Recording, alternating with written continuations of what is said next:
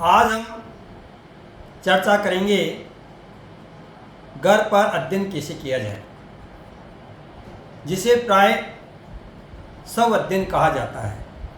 और विशेष रूप से पाठ्यक्रम समाप्ति के पश्चात हर विद्यार्थी द्वारा, अभिभावक द्वारा एक ही शब्द बार बार उच्चारित होता है कि वह घर पे सेल्फ स्टडी कर रहा है, जबकि जुलाई से लेकर के पाठ्यक्रम जब तक पूरा नहीं होता है तब तक सेल्फ स्टडी नाम का ये शब्द पालित अभिभावक और विद्यार्थी के सामने गौण रहता है, उच्चारित नहीं होता है।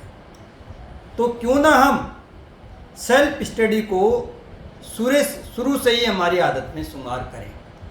इसके लिए मैं आपको वह विधियां बताऊंगा, वह तरीका बताऊंगा जिससे आप घर पर स्व अध्ययन कर सकते हैं। हम एक उदाहरण लेते हैं केमिस्ट्री विषय का या विज्ञान विषय का। आप मान लीजिए आप कक्षा 12वीं के विद्यार्थी हैं और आपने उच्च माध्यमिक में विज्ञान वर्ग में बायो उपवर्ग ले रखा है तथा केमिस्ट्री का आपको अध्ययन करना है। प्राय शिकायत ये रहती है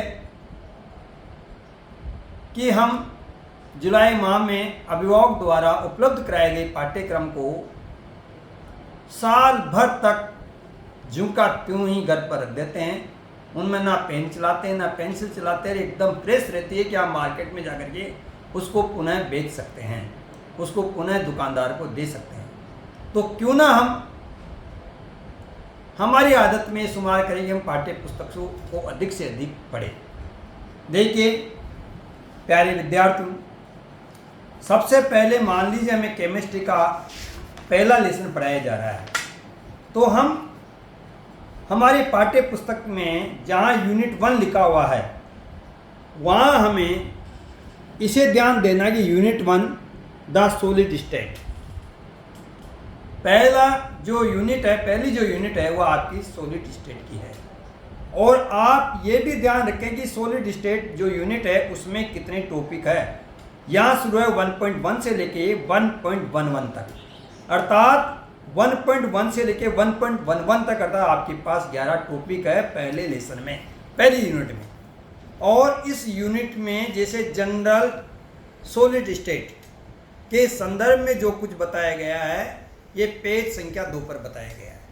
अब आपका दायित्व तो बनता है कि ये लेसन नंबर का जो सॉलिड स्टेट का लेसन है इसका यूनिट 1 निकाल ले। अब हमें कैसे पढ़ना है? प्राय समस्या ये आती है, शिकायतें आती है कि मुझसे पुस्तक नहीं पढ़ी जाती, मुझे पुस्तक पढ़ने की रुचि नहीं है। आप कतई ही नहीं घबराएं, बिल्कुल भी विचलित नहीं हो, चिंतित नहीं हो, परेशान नहीं। आप जितना पढ़ सकते हैं पढ़ने की कोशिश कीजिए। 2 line, 3 line, 5 line, 10 line, 1 paragraph, 2 paragraph पढ़िए। आप कैसे पढ़ना है? जैसे लिखा हुआ है यूनिट 1, उच्चारित कीजिए आप यूनिट 1। साथ में ये भी उच्चारित कीजिए द सॉलिड स्टेट। एक बार नहीं 2 बार उच्चारित कीजिए। फिर इधर आए हुए हैं आपके पास ऑब्जेक्टिव्स, इनको आप देखें, पढ़ें, इसमें क्या क्या लिखा हुआ है।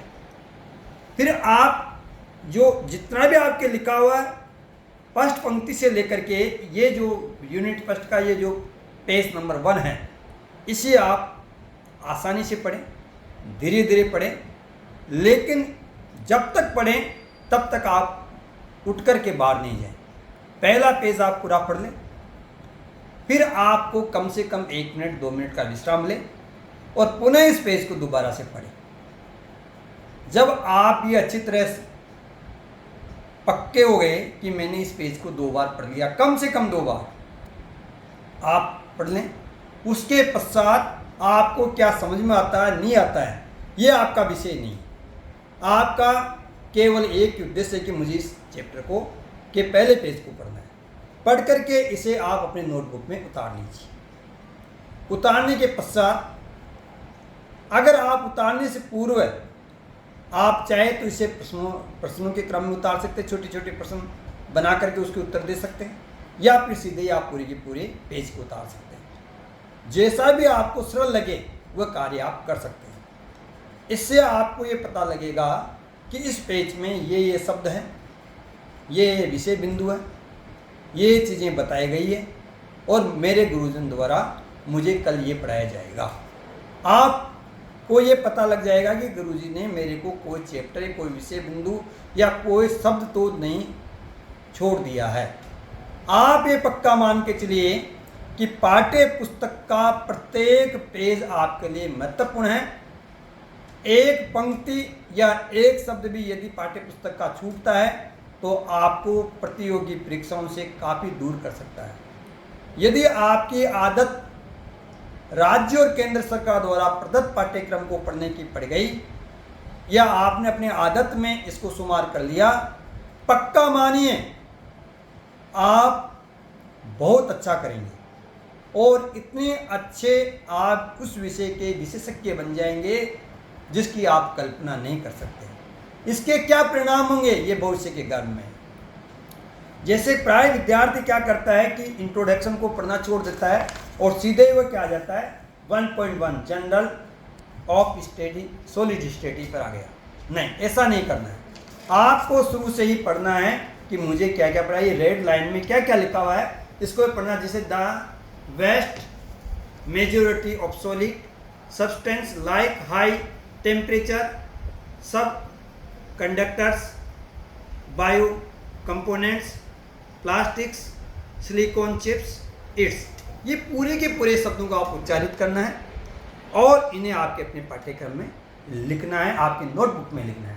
जैसे इसमें लिखा हुआ फ्रॉम आवर अर्लियर स्टडीज, आप समझिए इसका मतलब क्या है।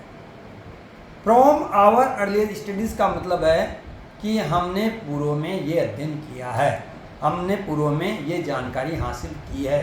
क्या कि we know that liquids and gases are called fluids,